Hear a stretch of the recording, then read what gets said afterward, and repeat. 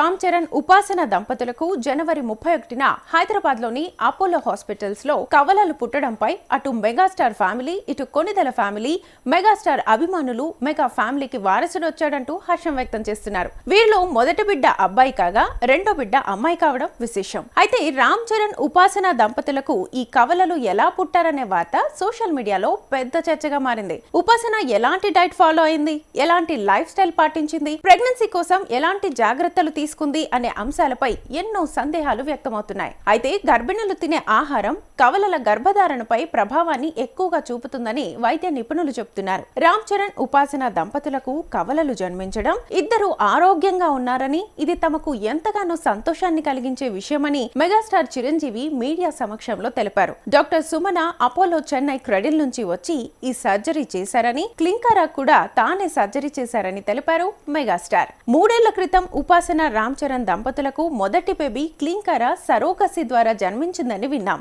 ఈ సందర్భంగా Apollo hospital gynaec department head Ruma Sinha, paediatrician doctor Latha గార్లకు మెగాస్టార్ చిరంజీవి ప్రత్యేకంగా కృతజ్ఞతలు తెలిపారు. ఉపాసనకు మొదటి బిడ్డ క్లింకారా ఉండగా 2024 మొదట్లో రెండో బిడ్డ కోసం ప్లానింగ్ చేసుకున్నారు.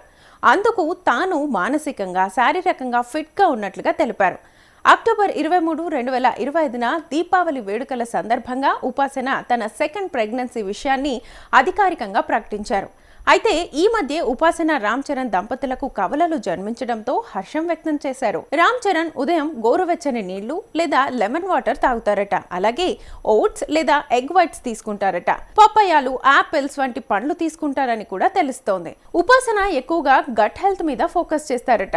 తాను ఎక్కువగా ఇడ్లీ, దోశ లాంటి ఫర్మెంటెడ్ ఫుడ్స్ తీసుకుంటానని ఒక ఇంటర్వ్యూలో తెలిపారు. రామ్ చరణ్ ఉపాసనలు రెగ్యులర్ వర్కౌట్స్, యోగా, మెడిటేషన్ చేయడంతో పాటు టైంకి భోజనం చేయడం, ఒత్తిడి లేకుండా ఉండడం, ఇలాంటి జాగ్రత్తలు తీసుకోవడం పట్ల ఆసక్తిని చూపేవారట. అసలు కవల పిల్లలు ఎలా పుడతారు, ఇది సహజమా లేదా వైద్య సహాయంతోనా అనే సందేహాలు చాలా మందిలో ఉన్నాయి. దీనికి డాక్టర్లు చెప్పే సమాధానం ఏంటంటే, కవల పిల్లలు పుట్టడానికి 2 ప్రధాన కారణాలుంటాయని. మొదటిది న్యాచురల్ గర్భం, అంటే ఒకే సమయంలో 2 అండాలు విడుదలై 2 ఫర్టిలైజ్ అయితే సహజంగా కవల పిల్లలు పుడతారని. మరికొంతమందిలో జన్యుపరమైన కారణాల వల్ల కూడా కవలలు పుట్టే అవకాశం ఉందని తెలిపారు. ఇక రెండవది వైద్య సహాయం ద్వారా, అంటే చాలా మంది IVF, IUI వంటి లేటెస్ట్ ట్రీట్మెంట్స్ ద్వారా గర్భధారణ పొందుతున్నారు. ఈ ప్రక్రియలో 1 కంటే ఎక్కువ ఎంబ్రియోస్ యూట్రస్ లో పెట్టడం వల్ల కవల పిల్లలు పుట్టే అవకాశాలు పెరుగుతాయని తెలిపారు. ఇక్కడ మనం గుర్తుంచుకోవాల్సిన విషయం ఏంటంటే,